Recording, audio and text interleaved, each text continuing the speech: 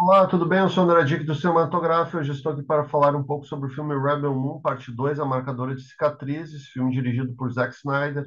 É a sequência do projeto dele, lançado no final do ano passado pela Netflix, um projeto muito pessoal.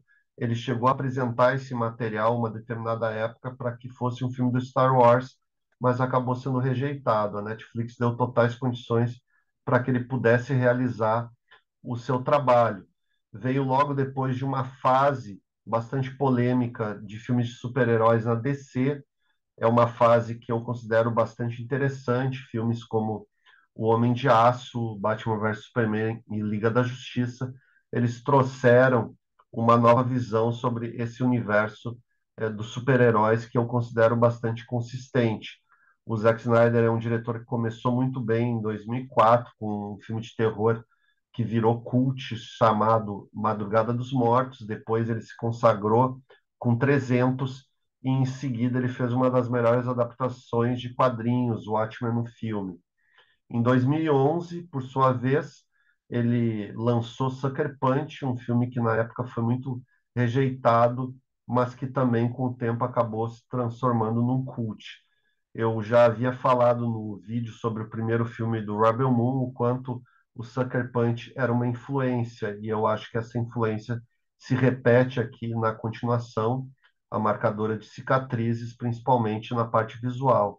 O Zack Snyder ele retorna como diretor de fotografia, ele já havia mostrado um grande trabalho nesse campo no primeiro filme.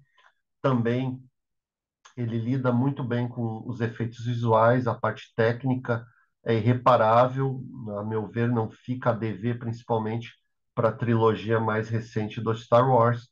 E também eu destaco o design de produção e os figurinos. Os figurinos são muito bem trabalhados num diálogo, principalmente com a obra Duna, de 1984, a versão do David Lynch, que, a meu ver, em termos visuais, ela é um pouco mais interessante que a do Denis Villeneuve.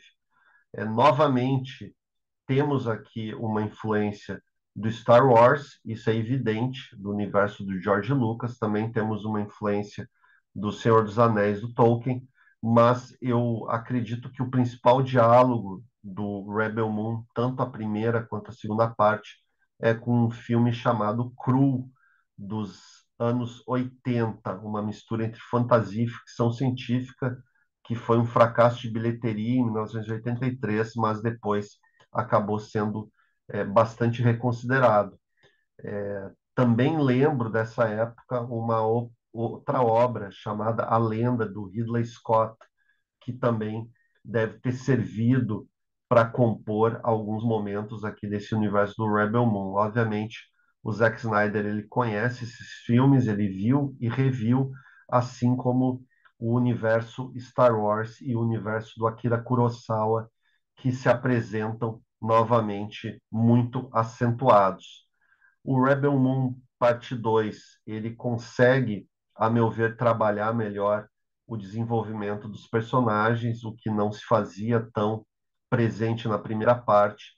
Não chega a ser uma característica da obra do Zack Snyder, principalmente nos filmes mais focados na ação, na guerra, e eu cito aí o 300 e o Sucker Punch, mas aqui, principalmente por meio de reuniões entre os personagens, que acabam trazendo alguns flashbacks à cena, acaba funcionando muito bem a interação entre eles, e você, pela primeira vez, acaba realmente criando uma conexão.